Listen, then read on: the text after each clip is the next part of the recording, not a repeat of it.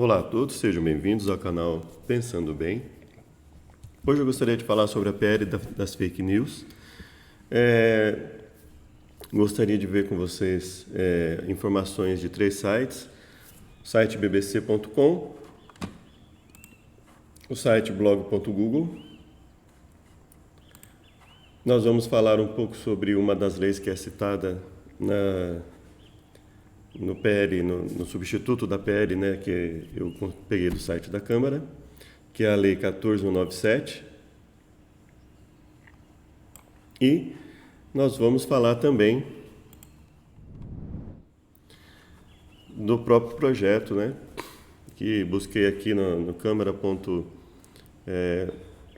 Deixa eu só pegar aqui, .leg.br, notícias, né, e aí mídias, file 2022, fake PDF, ok? Então, gostaria de te convidar já desde esse momento para essa leitura no site da BBC News. PL das fake news, o que diz o projeto que busca combater notícias falsas? Essa é uma notícia de ontem, 7 de abril de 2022, no site bbc.com. A Câmara dos Deputados rejeitou, em 6/4, um requerimento de urgência do projeto 2630/2020, conhecido como PL das fake news. Foi considerado uma vitória do presidente Jair Bolsonaro, olha só, que orientou sua bancada a votar contra a matéria. Mas o que é essa PL? Ou o que é o PL, né? O projeto de lei? 42 artigos, fala da liberdade, responsabilidade e transparência na internet. Nós vamos falar brevemente sobre isso também. Visam diminuir a disseminação de notícias falsas e aumentar a chance de punições aos seus responsáveis. Prevê normas para o funcionamento do serviço de busca.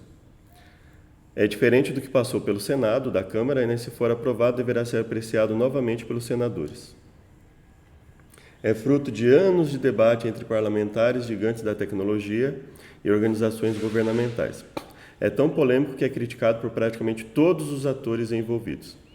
Então veja que aqui a notícia ela começa dizendo assim, que foi considerada uma vitória do presidente, e aí nós precisamos entender por que será que foi considerada uma vitória do presidente.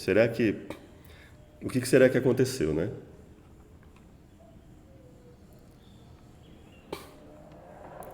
Apesar de todas as críticas... então vamos lá. As empresas de tecnologia criticam o mecanismo que dificulta o uso de dados de usuários, suas principais fontes de renda. E organizações governamentais são contra trechos que estendem para suas redes sociais a imunidade parlamentar de deputados, senadores e os que prevêem a remuneração de veículos jornalísticos. Apesar de todas as críticas, os especialistas da BBC avaliam que o texto em geral é bom e traz inovações. Eles pontuam que há trechos ambíguos que podem, segundo eles, ir contra o objetivo inicial, criando um ambiente propício à propagação de fake news. Prevê que as empresas fornecem aplicações, né, identifiquem os usuários quando determinado conteúdo é publicidade ou não. Então, primeiro ponto, se o conteúdo é publicidade ou não, segundo o site da BBC, né? Também restringe o compartilhamento de dados de usuários coletados pelas plataformas. Para o professor da USP, monitor do debate político no meio digital, Pablo Hortelado, a proposta é benéfica, pois fornece meios aos cidadãos para que identifiquem mais facilmente quando está diante de conteúdo publicitário ou não. Bom, até aí, assim, não haveria motivo de urgência, né? Você saber se você está lendo uma publicidade ou não. Basicamente, quando você for olhar, você vai ver se é uma publicidade, né? Empresas como o Google criticam a restrição sobre o compartilhamento de dados com terceiros. Em carta divulgada em março, a empresa diz que a medida pode prejudicar as empresas que usam seu serviço de publicidade. Então, já foi verificado que isso pode causar impactos na economia, porque se interfere na publicidade, evidentemente interfere no ganho dessas empresas. Se o texto for aprovado, milhares de pequenas e médias empresas do Brasil, muitas delas ainda se recuperando da crise causada pela pandemia, terão dificuldades em aumentar suas vendas com a ajuda da publicidade online. É o que tem ajudado as empresas, principalmente a partir da pandemia, e é o que tem sido uma abertura de portas para pessoas que têm um micro, pequeno negócio e precisam divulgar seu negócio de maneira ampla, né? Que precisam ter chance em relação às grandes empresas. Os anúncios digitais podem gerar menos vendas e as empresas pequenas terão que investir mais para alcançar o mesmo número de clientes. Então veja que quando alguém entra na internet para comprar alguma coisa, ela tem a oportunidade de olhar, ela tem a possibilidade de troca, ela tem a possibilidade de devolução. Então existe uma série de fatores que não justificariam esse tipo de atitude em relação ao PL. Restrições aos disparos em massa. Ficam proibidos os disparos de mensagem em massa para fins políticos e partidários, ou seja, se alguém quiser divulgar um candidato, principalmente um candidato que tenha menos condição de fazer uma campanha, essa pessoa não vai poder. Então, ou seja, basicamente isso vai fazer com que apenas pessoas que têm uma grande fonte de investimento tenham condição de fazer uma campanha, ou seja, você não pode fazer uma campanha voluntária de disparo de mensagens em massa, por exemplo, né? Isso seria um prejuízo, né? E fatalmente se isso se desenvolver no Brasil, se nós desenvolvermos esse tipo de disparo e regulamentarmos, por exemplo, isso provavelmente diminuiria a médio e longo prazo a própria verba que é gasta para esse tipo de coisa, que costuma ser bastante alta, né? Exigência de representação no Brasil. As empresas que atuam com ferramenta de busca têm uma sede no Brasil. Deverá ser capaz de responder pelo serviço junto às autoridades administrativas e judiciais. Segundo o Pablo, o especialista da USP, tem o objetivo de submeter empresas estrangeiras que operem no Brasil às normas. Que normas, né? Como o caso do Telegram, com sede nos Emirados Árabes Unidos, que vinha sendo procurado pela Justiça Eleitoral e só se apresentou ao Judiciário depois que uma decisão da STF determinou a suspensão do seu funcionamento do país.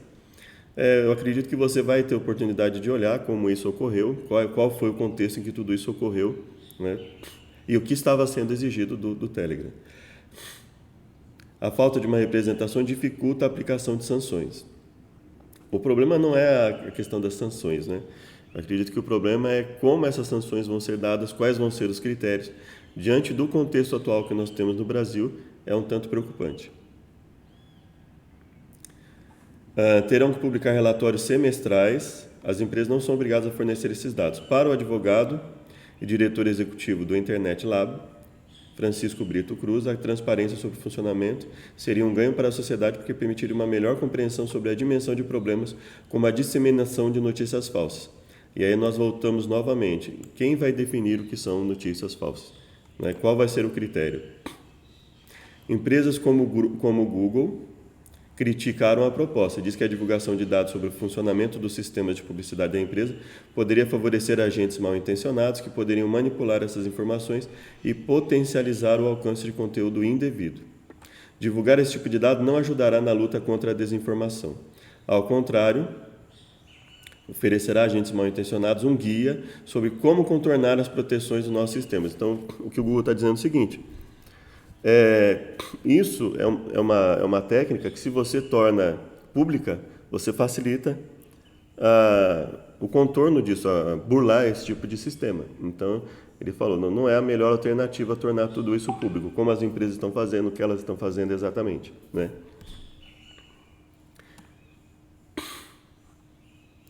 Fim da monetização de contas institucionais. Perfis de atores institucionais como políticos com mandato, integrantes de alto escalão do Poder Executivo Federal, Judiciário, etc. A monetização e repasse de recursos. Essa medida impediria o uso de recursos públicos na manutenção de contas monetizadas e cujos lucros acabam sendo privados. Remuneração por conteúdo jornalístico. Empresas de tecnologia paguem veículos jornalísticos pelos conteúdos divulgados em suas plataformas. A forma como essa remuneração seria feita não está detalhada no projeto de lei. Nesse caso, tanto os especialistas da BBC quanto as empresas de tecnologia são contra a medida. Falta de clareza sobre como esse mecanismo funciona e principalmente quem será beneficiado, né? Temem que favoreça empresas que divulguem notícias falsas. As Big Techs alegam que, como está, o texto pode beneficiar apenas grandes veículos. Imunidade parlamentar. prevê a extensão da imunidade parlamentar aos sites e redes sociais mantidos por parlamentares brasileiros. Está ambíguo porque não diz exatamente o que significaria essa imunidade. Então, basicamente, esse é o conteúdo da BBC, né? Agora nós vamos lá para conteúdo do blog.google, que, conforme está dizendo aqui, essa carta contém assinatura Google, Facebook, Instagram, Mercado Livre e Twitter. Ninguém quer notícias falsas, que essas notícias falsas se espalhem nas redes. Então ele começa dizendo isso, né? Investimos continuamente em recursos e ações concretas e transparentes para combater a desinformação. Reconhecemos os esforços do Congresso na formulação de uma proposta de lei que ofereça à sociedade meios eficientes para lidar com o problema, mas da forma como está, trata pouco do combate à desinformação. O texto passou a representar uma potencial ameaça para a internet livre. Uma potencial ameaça para a internet livre, democrática e aberta que conhecemos hoje, que transforma a vida dos brasileiros. O texto está para ser votado e irá restringir o acesso das pessoas a fontes diversas e plurais de informação. Restringir o acesso das pessoas a fontes diversas e plurais de informação. Desestimular as plataformas a tomar medidas para manter um ambiente saudável online. Causar impacto negativo a milhões de pequenos e médios negócios que buscam se conectar com seus consumidores por meio de anúncios e serviços digitais. Então, basicamente, esses meios eles já falaram, olha, não tem nenhum benefício à liberdade e tem um grande prejuízo à economia. Determina de modo genérico que as plataformas remunerem os veículos de imprensa que publicam notícias nas redes. Deixa em aberto como isso funcionará, como funcionaria na prática. Quais os critérios para definir o que são veículos de imprensa?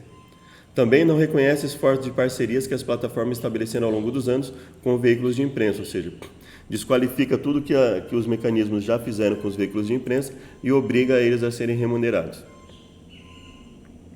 Associações de jornalismo assinaram o Manifesto 2021 chamando a atenção para os efeitos negativos e pedindo a remoção do artigo do texto do projeto, que até agora não ocorreu. Essa carta foi de... Eu vou ler ao final de quando ela foi, né? A moderação de conteúdo online é a tarefa que exige as plataformas tomem medidas rápidas e precisa de flexibilidade para poder agir. O receio de uma enxurrada de processos judiciais levará as plataformas a agir menos na moderação do conteúdo, deixando o ambiente mais desprotegido. Então ele está dizendo o seguinte: se nós tivermos o tempo inteiro que ficar sujeitos às mudanças de pensamento nas decisões judiciais, vai ser difícil a gente conseguir fazer alguma intervenção e isso vai prejudicar, isso pode até aumentar a chance de desinformação, principalmente se houver uma tendência a se beneficiar uma linha de pensamento em detrimento de outra, né? Uma linha de pensamento não for punida e uma outra linha de pensamento for sempre punida, isso é um grande prejuízo. Ao estabelecer regras que se aplicariam apenas às plataformas digitais, acaba com a democratização da publicidade, que foi possível graças à internet, e privilegia alguns grupos da mídia. Acaba com a democratização da publicidade e privilegia alguns grupos de mídia. O debate sobre os potenciais consequentes é importante e desafiador. A internet livre e aberta, precisamos de uma proposta que beneficie a economia brasileira, a internet livre e aberta, e acima de tudo, que usam todos os meios digitais para empreender. Então, essa carta é de 24 de fevereiro de 2022, né? Nós estamos em abril, né? Então fala-se em algumas mudanças na proposta. Uma lei que é citada nessa proposta, que você já vai ter a oportunidade de ver, é essa lei que eu acabei de falar há pouco tempo, foi a Lei 14.197, de 2021. No artigo 359-L, ele diz o seguinte: tentar com emprego de violência ou grave ameaça abolir o Estado democrático de direito, impedindo ou restringindo o exercício dos poderes constitucionais. Então, a fala em si, ela pode até ser boa, né? Só que é assim, quem vai definir o que é grave ameaça? Quem vai definir o que significa abolir o Estado Democrático de Direito, ou tentar abolir o Estado Democrático de Direito, e quem vai definir o que é impedir ou restringir o exercício dos poderes constitucionais? Por quê? Porque, como isso depende muitas vezes de interpretação, nós podemos, com o PL, nós podemos ter um problema ao tentar equilibrar esse artigo, que fala de alguém que tenta abolir o Estado Democrático de Direito como crime, e um outro artigo que é das disposições comuns, que é o 359-T, que fala o seguinte: não constitui crime previsto nesse título a manifestação crítica aos poderes constitucionais, nem a atividade jornalística ou a reivindicação de direitos e garantias constitucionais. Não constitui crime nem a manifestação crítica, nem a atividade jornalística ou a reivindicação de direitos e garantias constitucionais, 3 itens. Isso tanto por meio de passeatas, reuniões, greves, aglomerações ou qualquer outra forma de manifestação política com propósitos sociais. Então, ou seja, não se pode punir a opinião. Então, isso é o que o texto está dizendo. Não se pode punir a opinião, não se pode punir manifestações pacíficas, não se pode qualificar essas manifestações pacíficas como atentado ao Estado Democrático de Direito, né? Isso é de 2021. E nós sabemos o contexto em que isso ocorreu, né? Em que isso está ocorrendo até hoje no nosso país. Então, existe uma preocupação, veja que essa lei, ela fala de crimes contra o Estado Democrático de Direito e nas suas disposições finais ela fala, olha, opinião não pode ser punida, não pode se confundir opinião com crime contra o Estado Democrático de Direito. Isso não pode ser visto dessa forma, né? Você se manifestar contrário a atitudes de um poder constitucional ou mesmo dos poderes constitucionais, né? Isso não pode, em si mesmo, ser considerado crime. Então, basicamente, esse é o contexto que nós temos. Agora, nós vamos falar um pouco do PL, né? Substituto ao projeto de lei. Isso eu busquei no dia 6, né? No dia 6 agora de abril, no site da Câmara. É câmara.leg.br, é https, tá? /câmara.leg.br. Então vamos lá, foi apresentada a nova versão do projeto. Ele fala o seguinte: é a Lei Brasileira de Liberdade, Responsabilidade e Transparência. Ele fala que estabelecer normas, diretrizes e mecanismos de transparência. Então ele fala, a intenção é ter transparência.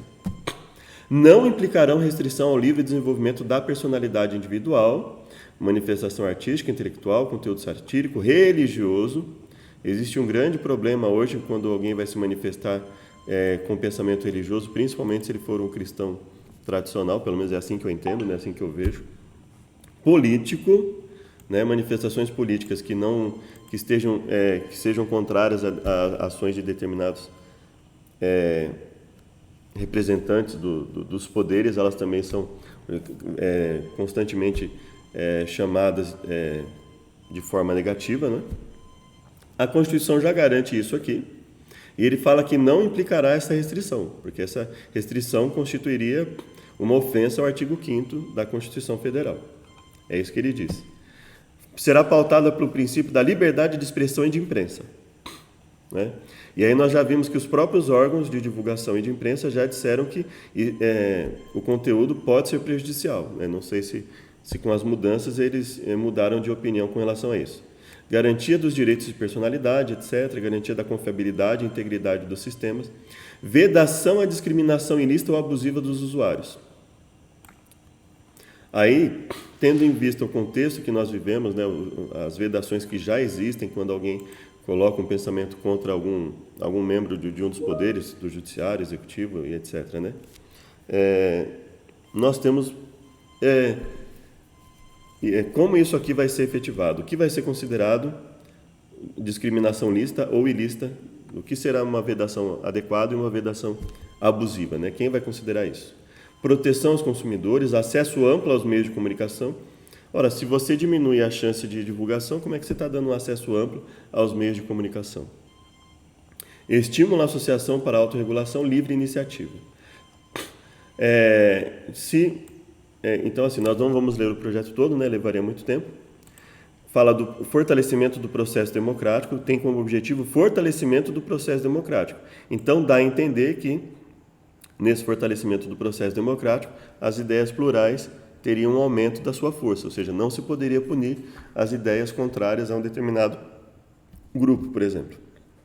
Defesa da liberdade de expressão e impedimento da censura. E impedimento da aplicação discriminatória.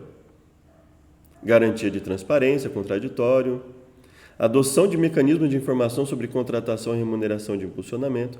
Limitação ao uso de dados. Então, a princípio, né, na hora que ela vai falando aqui os objetivos, né, o que ela busca. Então, nós vamos lá. Vedar o funcionamento de contas automatizadas não identificadas como tal. Compartilhamento deve ocorrer segundo a Lei Geral de Proteção de Dados. Provedores de mensageria instantânea devem produzir relatórios semestrais, né? Isso foi um dos pontos que se mantiveram aqui nesse conteúdo, e que as empresas já disseram que poderia ter justamente o efeito contrário, né? Ou seja, você tem que divulgar coisas que muitas vezes deveriam ser mantidas em segredo, justamente para impedir que as pessoas tivessem acesso ao mecanismo, né? Número total de medidas adotadas em razão de cumprimento de ordem judicial. E aqui existe uma questão, né? Quais vão ser as bases dessas ordens judiciais, né?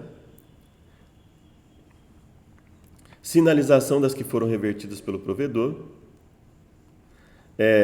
Informações agregadas sobre o alcance comparado de conteúdos identificados como irregulares. E aí eles falam várias coisas, né? Falam inclusive da questão deles terem que se retratar em virtude do que eles colocaram. Então imagina, você coloca um conteúdo e vai aparecer lá na internet, olha, esse conteúdo foi removido porque ele é contrário a isso, isso e isso. Mas muitas vezes isso pode acontecer segundo a interpretação de quem proibiu, da decisão judicial que proibiu. Ou seja, muitas vezes necessariamente você pode não ter infringido nada, né? Você pode não ter ido contra nada, exatamente, você pode ter apenas manifestado uma opinião, até de forma respeitosa, e isso ser considerado algo irregular. Aí vamos lá mais abaixo, né? Instituir mecanismo para aferir consentimento prévio do usuário, desabilitar a autorização para a inclusão de grupos em lista de transmissão.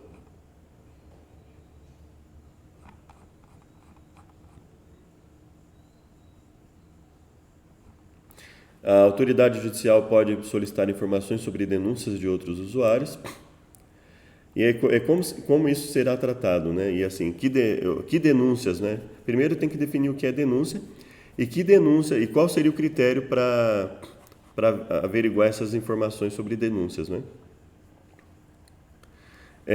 Os provedores de mensageria instantânea que ofereçam serviços de contas destinados a uso comercial que facilitem o disparo automatizado em larga escala para múltiplos usuários devem desenvolver medidas para que o serviço seja usado estritamente para finalidades institucionais ou comerciais. Divulgação de produtos ou serviços comerciais. Então, basicamente, eles estão dizendo aqui que o disparo automatizado pode ser usado para fins comerciais, mas também só para fins institucionais. Então, veja, se você quiser divulgar uma ideia para várias pessoas, uma ideia, uma opinião, vai haver uma dificuldade para isso, né? Então, veja que finalidades institucionais. Só quem for classificado como institucional, só a informação que for classificada como institucional é que poderá ser divulgada. Então, basicamente, assim, é prejudicar a divulgação de mensagens do público comum e restringir isso a órgãos institucionais. Então, para mim, eu vejo isso como um prejuízo, né? A conta vai ser bloqueada se não seguir esses princípios. Tem que notificar os usuários, fala sobre prazos, né, etc. Aqui é o que ele estava falando sobre o problema, né? Você vai ter que falar sobre equívoco constatado.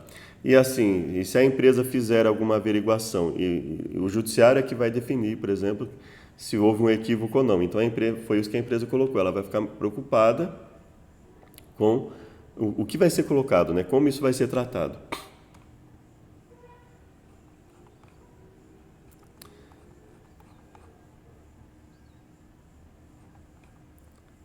atuação do poder público, eu vou só ler aqui para você, são considerados de interesse público, submetendo-se aos princípios da administração pública, as contas de redes sociais indicadas como institucionais pelas entidades e órgãos da administração pública direta e indireta, e pelos seguintes agentes públicos. Ele fala assim, o que vai ser considerado como contas de redes sociais institucionais.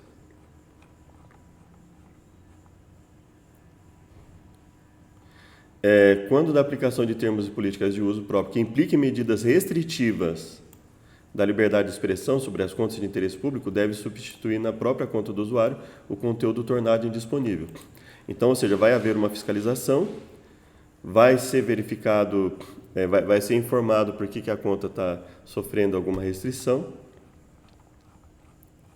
Então, até aí é até um tanto genérico, né, o conteúdo da lei, assim, não haveria motivo para tanta preocupação com a urgência de tudo isso, né, em virtude do que a gente leu até agora.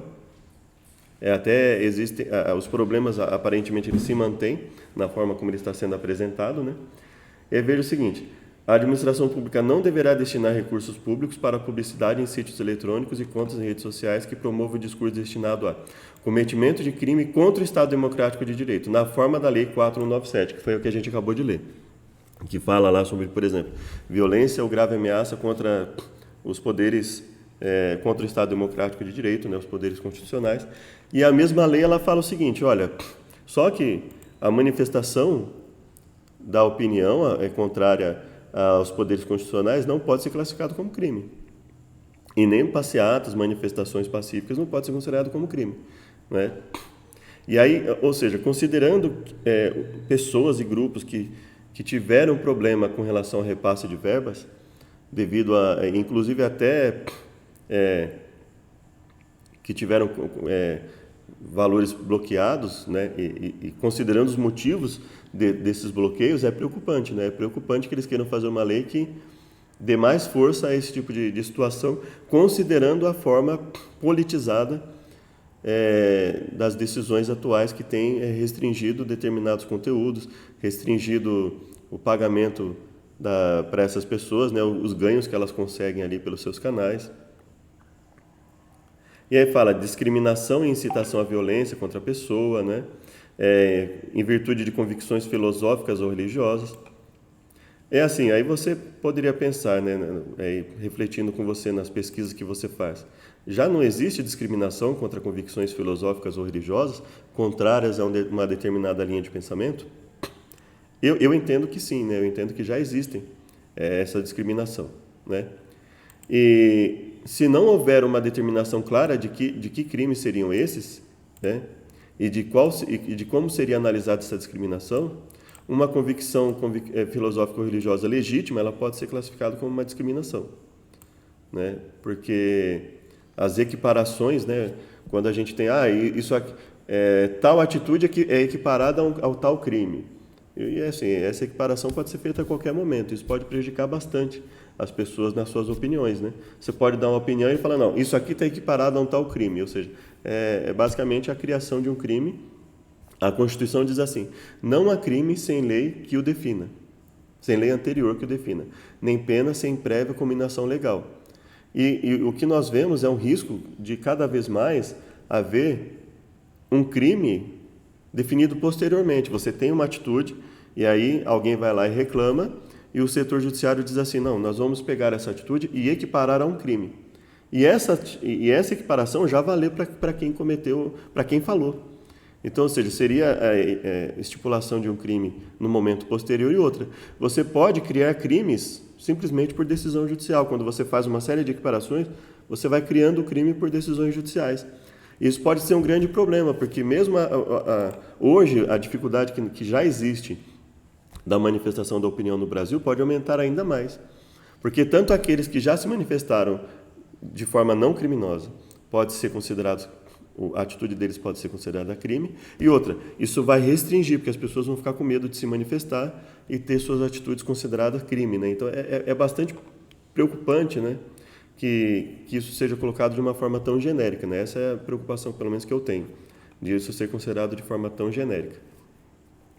Fala também que haverá campanhas para evitar a desinformação E aí, mais uma vez, o que significa essa desinformação? Veja, se nós não tivermos uma delimitação clara do que é isso, né, mesmo que seja um rol exemplificativo, esses são exemplos de desinformação. Isso vai ficar a critério do intérprete da lei. E quem interpreta a lei? Quem está aplicando a lei no caso concreto. Né? Por exemplo, o judiciário. E se isso ficar na mão do judiciário, né, o que vai ser definido como desinformação? O cidadão vai ficar numa...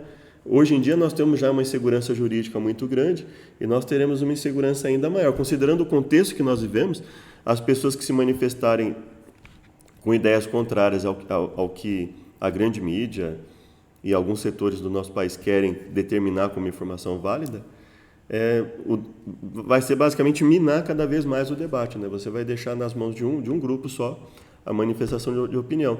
Um grupo manifesta uma opinião, por mais absurda que seja, alguém vai lá e reclama e não é feito nada a respeito. Um outro grupo manifesta uma informação até, muitas vezes, extremamente coerente, mas vai contra um determinado ponto e é considerado desinformação. Então, é bastante preocupante. E veja, um ativismo em relação às crianças, adolescentes e jovens. Veja, envidar esforços dentro das previsões para ampliar e qualificar a participação das crianças, adolescentes e jovens nas práticas escolares que promovam a educação midiática. Então, veja, é um conteúdo ideológico na lei, é um conteúdo claramente ideológico, né? Nós já temos um índice muito baixo de eficiência, eficácia na nossa educação. Os índices, né, as avaliações que são feitas, elas mostram isso. E aí nós temos uma lei que vai promover a ampliar e qualificar a participação das crianças, adolescentes e jovens nas práticas escolares que promovam a educação midiática. Quer dizer, não está esclarecendo o que é educação midiática. Fala assim, olha, conforme as diretrizes dispostas na Base Nacional Comum da Lei de Diretrizes e Bases.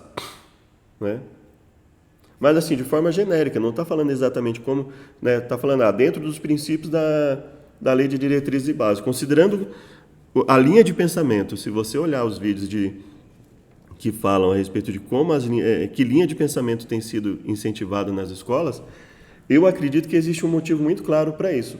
Existe já uma linha de pensamento muito clara que se quer divulgar nas escolas. E, ao meu ver, na minha opinião, não me parece uma linha que favoreça a liberdade de expressão, a livre manifestação dessas pessoas, e sim o condicionamento dessas crianças, adolescentes e jovens a uma linha de pensamento muito clara, para que eles possam, nas suas casas, né, inclusive verificar o que está sendo falado nas suas casas a respeito desse ou daquele governo, dessa ou daquela linha de pensamento, e aí até exercer um mecanismo de controle indireto, né, das formas de pensamento. Né? Então, com uma criança, por exemplo, uma criança, né, é muito vago, né, o que vai ser abordado nesse aspecto da educação midiática. Né? Por exemplo, se um adolescente ou um jovem manifestar uma opinião sobre alguma coisa, como isso vai ser tratado? Se ele manifestar uma opinião política contrária ao que o professor estiver falando, por exemplo, a linha de pensamento de uma boa parte das pessoas da escola ali, como ele vai ser tratado? Isso é muito complicado. Né? Finalidade de desenvolver nos alunos conjunto de habilidades para acessar, analisar, criar e participar de maneira crítica do ambiente informacional. Então, é um conteúdo claramente ideológico, né? Você desenvolver manifestação crítica em crianças, adolescentes e jovens, onde? Basicamente onde? Né? A princípio, seria nas escolas? Como é que seria? Seria aberto ao público? Né? Quem iria fiscalizar a forma como isso é desenvolvido? Né? As crianças vão poder acessar, analisar e criar e participar de maneira crítica no ambiente informacional e midiático, em todos os seus formatos. Então, ou seja, como isso seria feito? Né? Todos teríamos acesso, o que seria considerado desinformação, o que seria considerado excesso. Então, veja que isso fica muito vago. Né? Aí fala das sanções, né? Fala do o Comitê Gestor da Internet, que vai realizar estudos, apresentar diretrizes, fala de mecanismo corregulatório, ou regulação, né? é uma regulação da mídia. Promover estudos sobre desinformação, aprofundar o entendimento sobre desinformação. Então, seria um comitê que poderia ser chamado de Comitê da Verdade, né? E quais seriam os critérios para estabelecer? Isso seria aberto ao público, todos poderiam participar, né? Quem participaria desses debates? Quem poderia falar se que uma informação é verdadeira ou não? Quem poderia classificar? Qual seria o critério para classificar uma desinformação? Veja que o conteúdo me parece bastante vago e, portanto, prejudicial à liberdade de expressão, né? E, ao final, eles colocam um crime, né? Eles acrescentam aqui no projeto um crime especificamente, que diz o seguinte: promover ou financiar pessoalmente ou por meio de terceiros, mediante o uso de contas automatizadas e outros meios, ou expedientes não fornecidos diretamente pelo provedor de aplicações de internet, ou seja, de qualquer forma. Disseminação em massa de mensagens que contêm um fato que sabem verídico. E aí, novamente, quem determina que um fato é inverídico? E como determinar que uma pessoa sabe que um conteúdo é inverídico? Né? Ou seja, seriam os órgãos checadores que determinam. Um órgão checador estabelecido por alguém ou alguns órgãos vão determinar esse conteúdo é inverídico. E aí a pessoa não mais poderia questionar se aquilo realmente é inverídico ou não, não poderia contestar aquela determinação daquele setor checador, né, daquela empresa checadora de mensagem. Como seria isso? E aí veja, que seja capaz de comprometer a rigidez do processo eleitoral. Percebe? Então existe um interesse claro dentro dessa lei, ao final dela, no momento que trata do crime em espécie, é o quê? Considerando tudo que foi escrito, considerando que a gente não tem determinação do que é desinformação, qual vai ser o critério específico, como essas crianças, adolescentes e jovens vão ser inseridas nesse processo de acesso, criação, manifestação crítica sobre as mídias digitais, sendo que as crianças estão tendo dificuldade com as matérias básicas que elas já têm nas escolas, né? Haverá uma proteção, por exemplo, contra a sexualidade precoce, alguma coisa nesse sentido? Né? Vamos ver, né? Então, veja, existe até antes de chegar aqui, ela trata de forma vaga, né, de forma bastante aberta, o que, a meu ver, é preocupante, porque quando você deixa isso aberto, né, quando alguém reclamar que o judiciário vai decidir qual vai ser a interpretação, e a gente tem uma manifestação política do órgão judiciário forte, né, pendendo para um lado. Nós vemos lá, inclusive na notícia, falando que vai beneficiar o Jair Bolsonaro, que a lei, que os bolsonaristas estariam preocupados com a lei, etc. Né? Então, nas próprias notícias veiculadas, muitas vezes já existe uma pendência, eles já pendem, né, para um lado especificamente. Né? E aí nós temos claramente, já está definido como crime algo que comprometa a rigidez do processo eleitoral e também de forma vaga. Quer dizer, o que seria comprometer a rigidez do processo eleitoral? Como determinar que uma pessoa está divulgando um conteúdo que ela sabe inverídico? Quem vai determinar isso? Então, veja que o conteúdo é bastante vago, né? Existem pontos aqui que precisam ser trabalhados, mas eu particularmente vejo algo que vejo com bastante preocupação. Espero que tenha sido útil. Se você achou o conteúdo relevante, curta, compartilhe, se inscreva no canal. E aí fica para reflexão minha, sua e de cada pessoa que tiver acesso a essas informações. Até o próximo vídeo.